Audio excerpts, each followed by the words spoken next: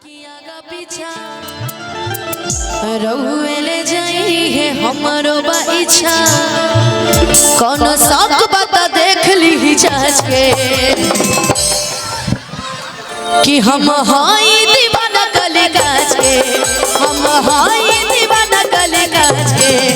अरे गाज है बाज के चल जाइए नाच के आ जाइए बाज के चल जाइए नाच अरे गाज है बाज के चल जाइए नाच के आ जाइए बाज के चल जाइए नाच चीज बटे खींचा जानी ताकिया का पीछा रहुए ले जाएंगे हमरो बाइछा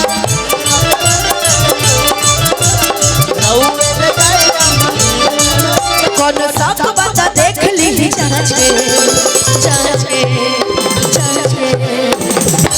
कि हम हाई दीवाना कली कांच के कि हम हाई दीवाना कली कांच के अरे गा जाइए पाँच के चल जाइए नाच के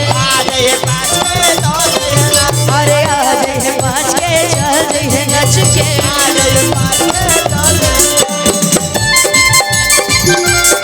गोदी में खेला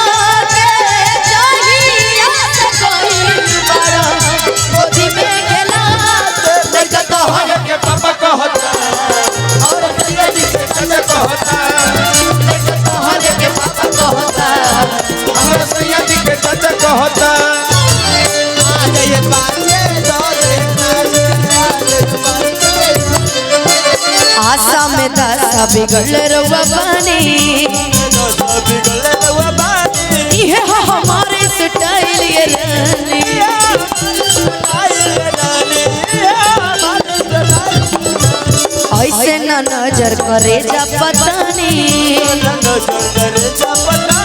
मुड़ जाती सनकी तो छोड़ देबे पानी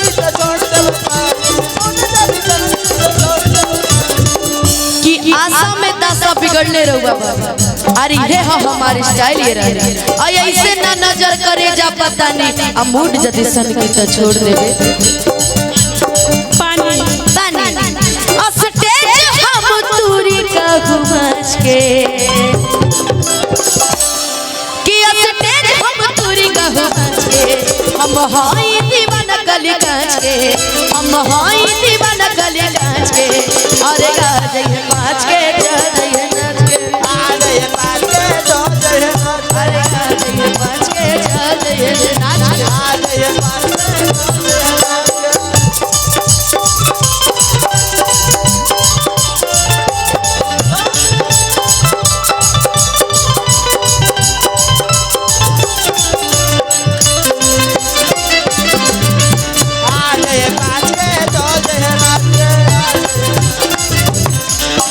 ताजा गुलाब खिलल बदन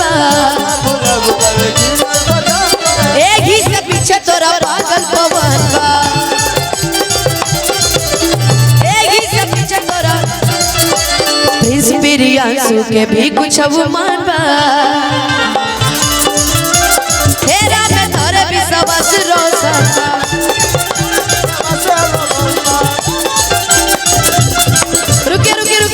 आप मौसी हैं और आप अच्छा कपड़ा मैच कर रहा है वाह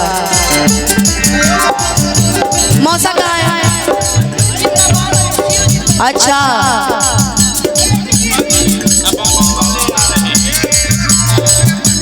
जो बनी ना जो बना में रंग डाला दे बारू लइका के सजना तो बंग बना दे बारू लड़का के सजना तो बंग बना दे बारू